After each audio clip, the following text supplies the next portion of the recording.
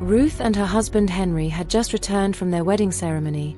They were filled with joy, laughter, and excitement. As they sat together, they decided to unwrap the gifts they'd received from their friends and family, eager to see the surprises inside. One by one they opened each package, reading the congratulatory messages and smiling at the thoughtful gifts. Then a peculiar gift caught their attention. It was wrapped with a beautiful shimmering golden paper but had no name or message on it.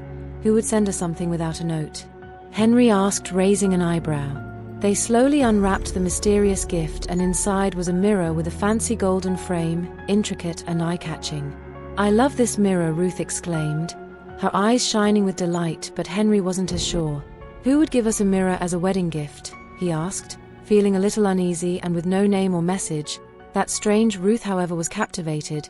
She gently lifted the mirror and said, "I think it'll look lovely in the living room." She hung it on the wall, standing back to admire how it sparkled in the light, but something felt a bit off to Henry. "Are you sure about this mirror, Ruth?" he asked, still feeling a bit uneasy. "It seems different." "Oh, it's fine. It's unique," Ruth replied, brushing off his concerns. But just then she got an idea. "Actually, maybe it would be better in our bedroom," she said. She carefully carried the mirror and mounted it on the wall of their bedroom, adjusting it until it looked perfect. As she left the room to join Henry to finish unwrapping the other gifts, a thin dark smoke began swirling inside the mirror's glass. Almost as if it were alive, the smoke twisted and turned, forming shapes, twisting and curling in the air like a snake. From that day on, things began to change. Shadows moved where there should have been none, and strange noises filled the quiet house at night. After a joyful evening of unwrapping gifts and sharing laughs, Ruth and Henry finally lay down on their new cozy bed in their bedroom.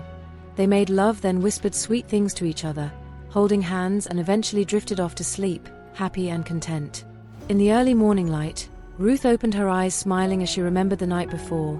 "Good morning, honey," she greeted. Stretching, Henry turned to her, grinning, but before he could say anything, Ruth said with a playful look, "Honey, the style you gave me in the middle of the night was amazing. I've never felt like that before. This is the best love I have ever had." Henry's smile faded. "What are you talking about?" he asked, looking confused. "I didn't wake up in the middle of the night. I slept straight through." Ruth laughed, nudging him. "Oh, come on, don't be shy. I'm talking about how you lifted my legs and you now gave me those different styles all night," she said with a grin. Henry's face grew serious. "Ruth, I really don't know what you're talking about. I never woke up last night." The room went silent. Ruth's smile faded as she looked into Henry's eyes, realizing he wasn't joking. Just then a loud knock at the front door broke the silence, making them both jump. Ruth got up, her heart pounding a little faster than usual, and went to answer the door. When she opened it, she saw her younger stepsister Ella standing there with her luggage. "Good morning," Ella greeted cheerfully, giving Ruth a hug. "Mama said I should come early so I can help you with the morning chores." "Oh, Ella, you're here already, isn't it a bit too early?" Ruth asked while glancing back at Henry, who was still sitting up in bed looking deep in thought. "No, Mama insisted I leave early," Ella replied. "She thought I could get a head start and settle in," she said. "It's only polite to help you since I'll be staying here for a while." Ruth gave a small uneasy smile, trying to shake off the strange feeling from moments before. She helped Ella carry her luggage inside, showing her to the guest room. As they settled Ella in, Ruth couldn't stop thinking about what Henry had said. If he wasn't with her in the middle of the night, who or what was? Months passed and Ruth discovered she was pregnant. The news filled the house with joy. Ruth's husband Henry was especially excited, dreaming of becoming a father. They both prepared eagerly, imagining their little one's arrival. Each day felt brighter and their happiness grew.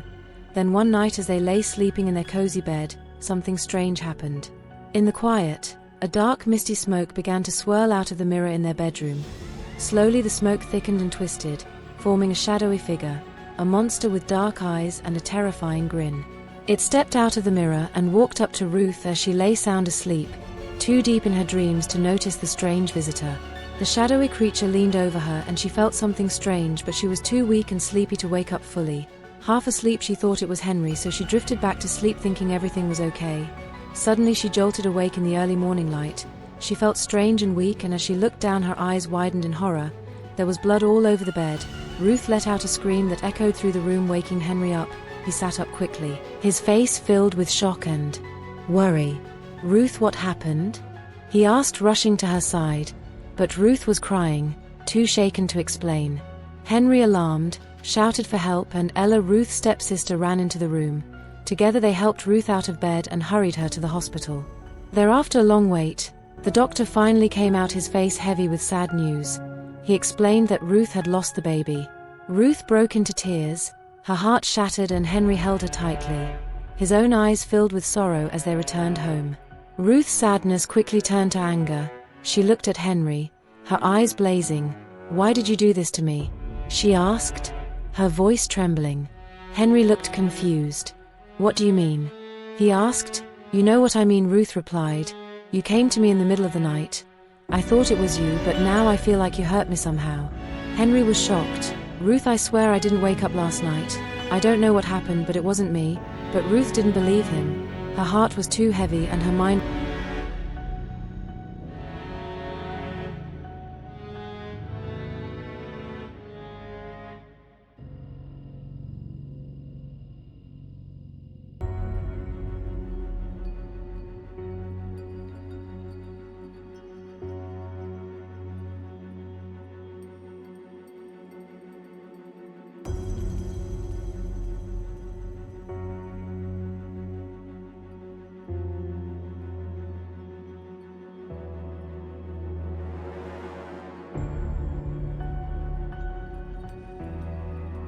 One day Ruth found out she was pregnant again. She and Henry were overjoyed, but this time they felt afraid too. They didn't want to lose another baby, so Henry came up with an idea. "I'll sleep in a different room," he said, holding Ruth's hands. "This way nothing strange can happen. I'll check on you every morning to make sure you're safe." Ruth agreed, though she felt nervous about sleeping alone.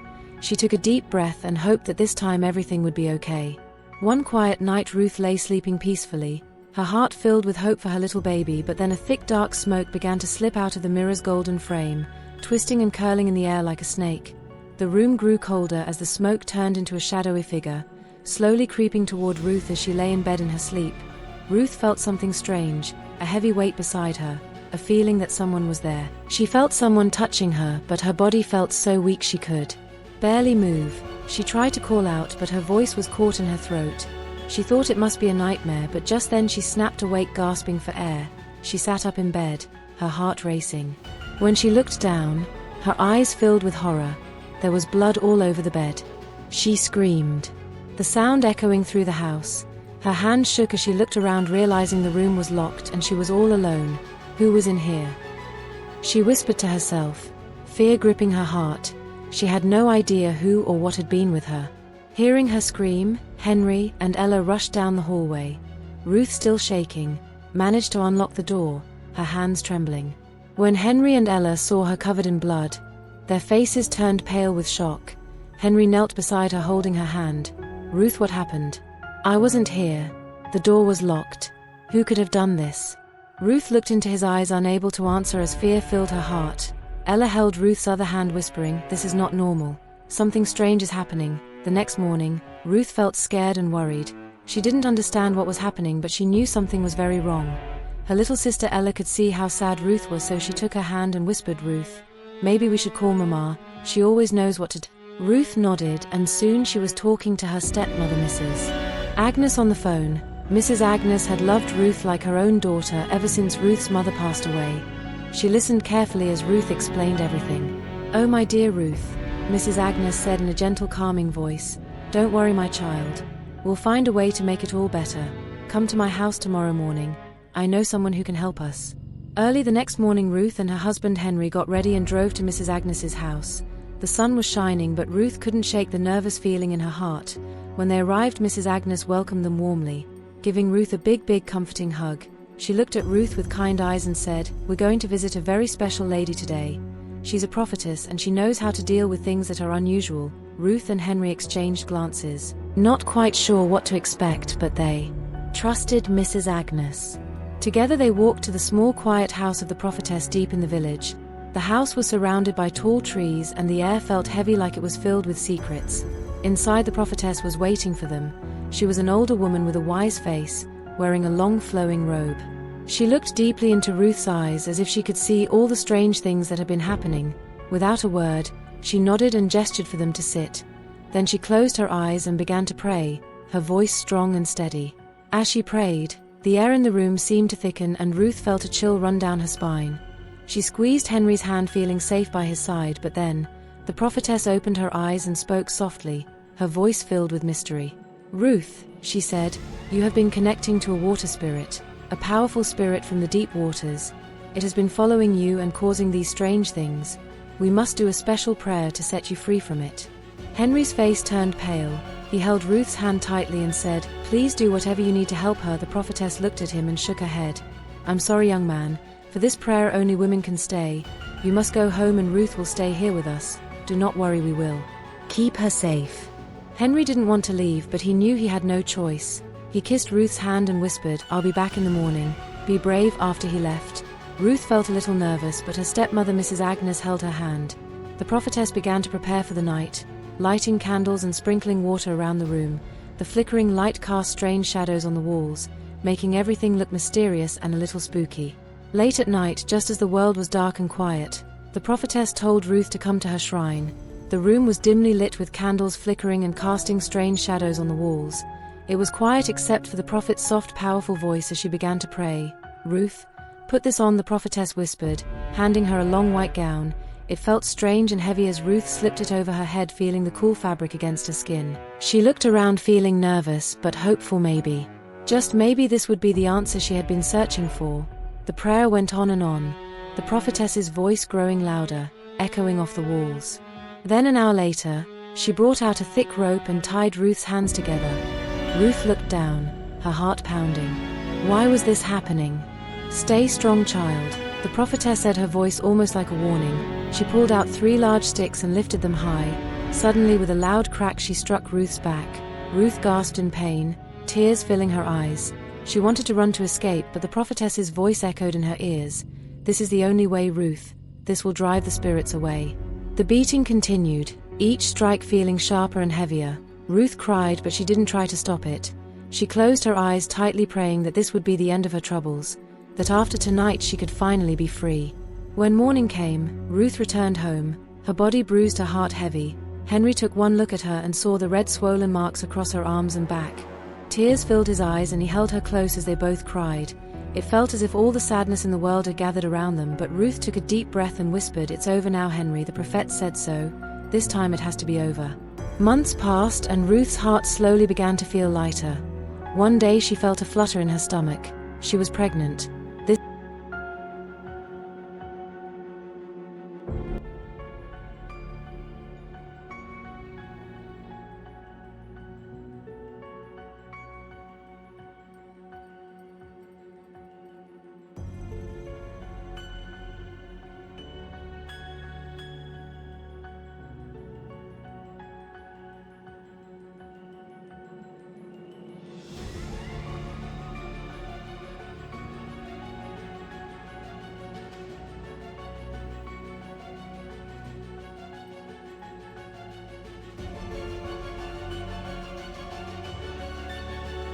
The mirror in their room shimmered, and out of it a dark figure crept into the room.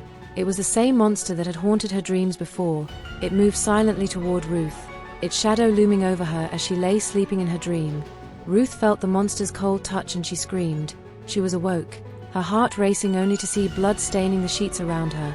Henry jumped up and they rushed to the hospital, but deep down Ruth already knew what had happened. The baby was gone. Back at home, the house that had been so full of joy now felt empty. Ruth sat in silence, feeling as if the world had crumbled around her. The dream of holding her baby, of becoming a mother, felt more distant than ever. She didn't know if she could go through this again, and for the first time, she felt truly defeated. When Ruth came back from the hospital, her stepmother Mrs. Agnes came to stay with her to help her heal. Every day Mrs. Agnes would sit with her, telling her to be patient and reminding her that things would get better. Ruth would listen, holding on to her stepmother's comforting words even though her heart felt so heavy. She wanted more than anything to believe that this sadness would end. One evening, as the sky turned dark and the house grew quiet, Mrs. Agnes called Ruth and Henry into the living room. Her voice was serious and her face looked worried. "Ruth, Henry, I think it's time we tried something new. I know a very powerful man who might help us," she said. Henry was unsure, his face full of doubt, but Ruth looked at him with pleading eyes. She was desperately willing to do anything just to finally hold her own baby. Reluctantly, Henry nodded and they agreed to go. The next day they arrived at the native doctor's shrine. It was a strange place filled with strange objects hanging from the walls. and the smell of burning herbs filled the air. The native doctor looked at them, his eyes dark and mysterious. He told Ruth that if she wanted to be free, she had to make sacrifices. "You must go to your village and bathe in the river at midnight," he said, his voice echoing in the room. Ruth felt a chill run down her spine, but she nodded. She was ready to do anything. That night she traveled to her village alone, feeling both scared and determined. She stood by the river at midnight under the moonlight and did everything the native doctor had asked. She prayed, hoping that this would finally be the end of her pain. When she returned home, she felt hopeful, thinking maybe this time would be different. A few months later, Ruth discovered she was pregnant again. Her heart swelled with hope and joy, and she took extra care to protect her unborn child. But one night, just as she drifted off to sleep, the monster returned. It was there in her dream, dark and terrifying, and when she woke up she knew something was wrong. Her heart sank as she realized she had lost the baby again. She felt broken, like all her dreams had crumbled into dust. This time things changed. Henry, who had always been there for her, began to grow distant. He seemed frustrated, often avoiding her. One afternoon, Ruth walked into their bedroom and saw Henry packing clothes into his suitcase. She watched confused and asked, "Henry, are you going somewhere?" Henry didn't look at her. He sighed and replied, "No, I'm not traveling. I'm moving to the other room. I need my space, Ruth. I don't want to share a room anymore." His words hit her like a storm. Ruth felt her heart break as she watched him walk away. She wanted to reach out to beg him to stay, but no words came. She just stood there frozen. As Henry left the room that night, Ruth lay alone in their bed, staring up at the ceiling with tears streaming down her face. She felt like everything in her life was falling apart. The emptiness surrounded her, and she cried until she drifted off to sleep, wondering if her life would ever be whole again. Days later, Ruth sat alone in the living room late at night, waiting for Henry to come home. She had called him over and over, but he didn't answer. She felt worried and hurt, wondering where he could be. Finally, she heard the door creak open. There was Henry stumbling in, smelling strongly of a strange perfume and looking tired and drunk. "Where have you been, Henry? And why didn't you answer my calls?" Ruth asked, her voice filled with worry and anger.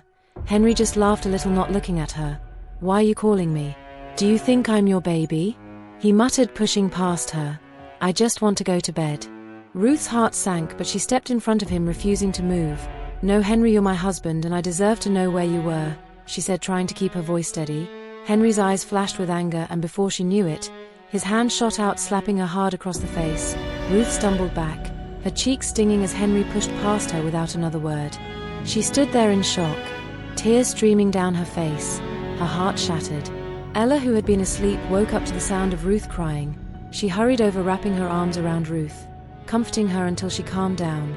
That night, Ruth lay in bed, her heart heavy with sadness. She cried quietly, asking God for strength, wondering if things would ever get better. The next morning, Ruth couldn't bear the pain any longer. She packed a small bag and left, heading to her stepmother's house. Mrs. Agnes welcomed her with open arms, listening as Ruth told her everything. Mrs. Agnes was furious when she heard about Henry hitting Ruth. She called him, warning him that he should never lay a hand on Ruth again. Then she held Ruth, telling her to stay for a few days to rest and clear her mind. But even with her stepmother's comforting words, Ruth felt like a shadow of herself. Every night she prayed, pouring her heart out to God. "Please, God," she whispered, "I'm just an orphan. Please hear me. Please wipe away my tears." After a few days, Ruth decided to return to Henry's house. She missed him and hoped that maybe, just maybe, things could go back to normal. But when she got home, Henry didn't say a word to her. He didn't apologize, didn't hug her, didn't even look at her. Instead, he acted as if she wasn't there, giving her the cold shoulder. Ruth tried to talk to him, tried to remind him of their love, but he only shrugged her off. Late one night, feeling desperate, Ruth went to Henry's room. She sat on his bed, looking at him with pleading eyes. "Henry, please," she whispered, reaching out to him. "Let's try again. How can I get pregnant if you don't even touch me?" Henry looked at her, his face hard. "I'm tired, Ruth," he said, "tired of all the hospital visits, the heartbreak."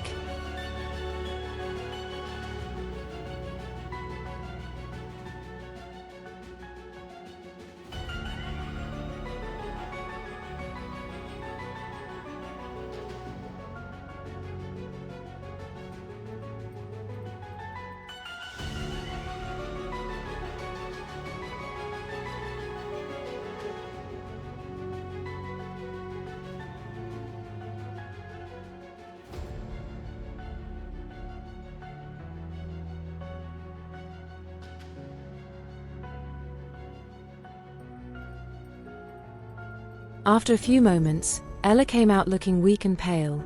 Ruth gently held her by the arm. "Ella, we need to go to the hospital. I don't want anything to happen to you," she said, her voice shaking.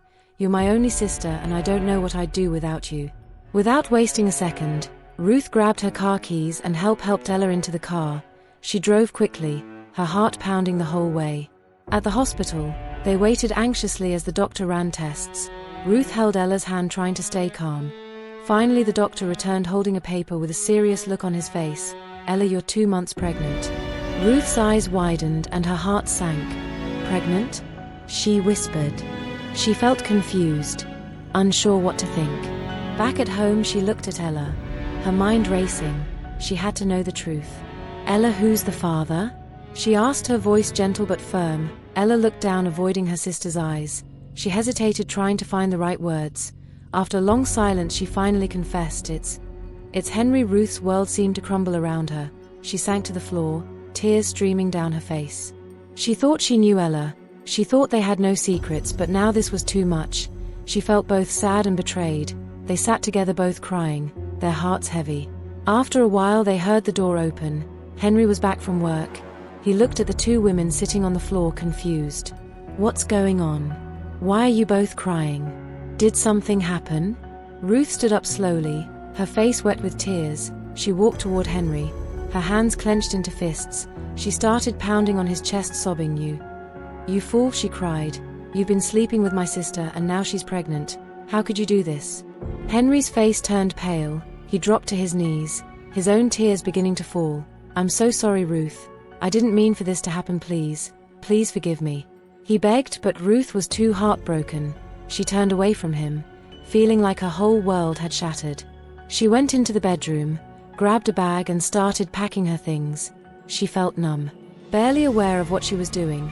As she walked out of the house, she looked back one last time, her heart heavy with sadness and betrayal. Without saying another word she left, feeling like her heart had been torn into a million pieces. When Ruth got home, she felt broken, her heart ached and her tears seemed endless. She told her stepmother everything that had happened, how her own sister Ella was pregnant with her husband Henry's baby. Her stepmother, Mrs. Agnes, listened quietly, but her face grew serious and angry. She couldn't believe the betrayal and felt deeply disappointed. Mrs. Agnes called Henry and Ella over for a serious talk. She looked at both of them sternly, her eyes full of anger and sadness. She scolded them, saying, "What you both did is terrible. You have hurt Ruth and brought shame to our family." Her voice shook with disappointment. After a long pause she said, "But what's done is done. No daughter of mine will have a baby in this house without being married. Henry, you must marry Ella and marry her fast before her pregnancy starts to show." Ruth cried all night. Her heart was shattered, but a small part of her understood that maybe her stepmother was only trying to do what she thought was best for Ella. Now that things had gone so wrong, Ruth couldn't stop blaming herself, wondering if maybe she should have paid closer attention to her sister. 2 weeks later, Henry and Ella had their wedding.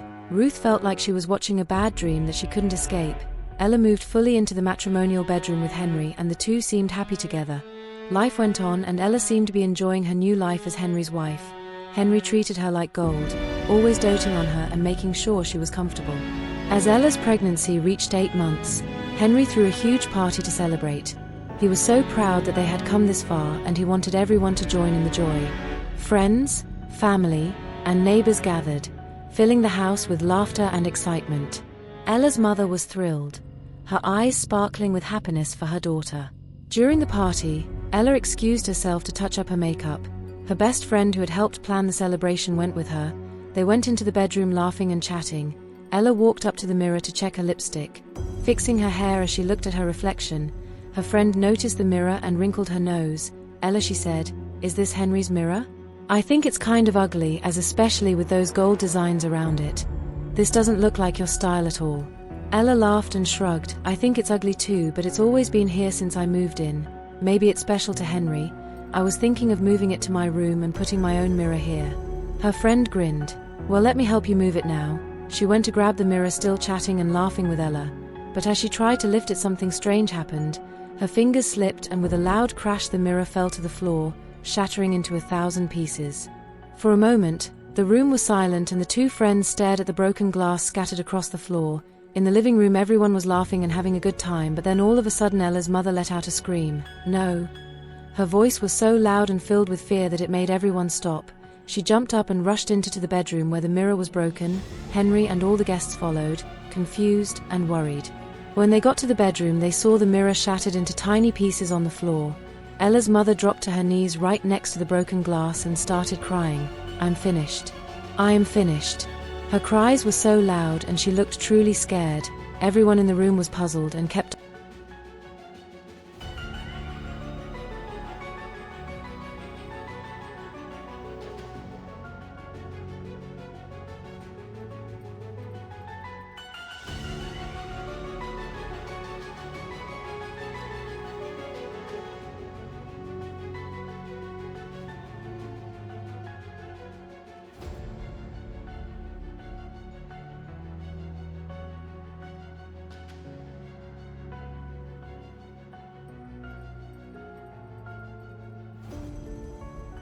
The guests gasped, unable to believe what they were hearing. Ella's mother went on, "From the moment I met Ruth's father, I knew he would only marry me if I promised to love Ruth like my own daughter.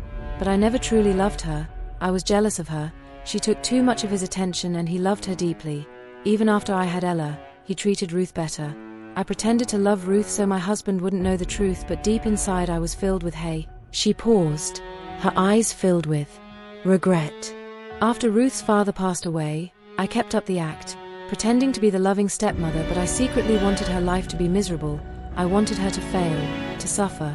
When Ruth found Henry and brought him home, it made me even angrier. Ruth was happy. She was successful and my own daughter Ella was struggling. I couldn't bear it. Everyone stared, too stunned to speak." She continued, "So I went to a native doctor. He gave me this mirror, a magical mirror. He told me to place it in Ruth's room. This mirror would allow us to see into her life, to know her every move, every time she got pregnant. We used the mirror to cast spells to make her lose her baby. We even made her husband start to hate her, but there was one condition. The mirror must never ever be broken.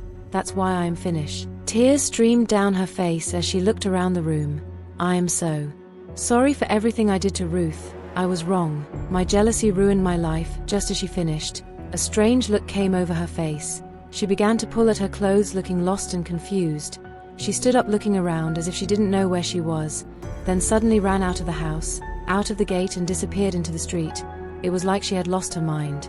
As Henry and the guests rushed outside the house, they were all looking around trying to see where Ella's mother had run off to, but then something surprising happened.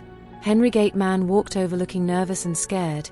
He knelt down in front of Henry, his hand shaking. "Ogre, I can't keep quiet anymore. I have to confess," the gateman said in a trembling voice. Everyone turned to him confused. He took a deep breath, then looked up at Henry. "Ella's baby. It's mine. I have been sleeping with her, and when she got pregnant we made a plan she would seduce you and make you think the baby was yours, because I knew I couldn't take care of it. I'm sorry, sir, but I want my baby." Gasps filled the air. People couldn't believe what they were hearing. Ella fell to the ground, crying and begged for forgiveness, her face wet with tears. Henry was speechless. His face turned red with anger and hurt. He couldn't take it anymore. He quickly got into his car and drove off. The guests, feeling awkward and uncomfortable, slowly left, each one heading to their own home, leaving the place silent and empty. Henry drove straight to Ruth's house, his mind racing with guilt. When he arrived, he found Ruth lying on the floor in the living room, her eyes closed, holding her Bible as she prayed. She was asking for peace and strength, unaware that Henry was watching her with tear-filled eyes. Henry slowly knelt beside her, his head bowed. When Ruth looked up, she was surprised to see him there. "Ruth, I'm so sorry," he whispered. He told her everything, the truth about her stepmom, Ella, the gateman, the lies, and the heartbreak. As he spoke, both of them cried, the weight of everything heavy on their hearts. Henry begged her to forgive him, saying he wanted to make things right and heal together. Ruth, with tears in her eyes, saw the pain in Henry's heart and slowly forgave him. They hugged each other tightly and shared a tender kiss, promising to start afresh. Ruth packed her things and together they drove back to Henry's house, hoping to start a new chapter, but when they arrived the house was empty. Ella was gone, the guests were gone, and even the gateman was nowhere to be found. It was as if they had all vanished. Ruth tried calling, but her phone was off and no one knew where she had gone. 2 months later, Ruth and Henry decided to leave everything behind. They moved to America, ready to begin a new life. Months passed, and one day Ruth discovered she was expecting. Henry was overjoyed, and both were filled with happiness and hope. This time everything went smoothly. Ruth carried her baby safely, and when the time came she gave birth to healthy twins, a beautiful boy and girl.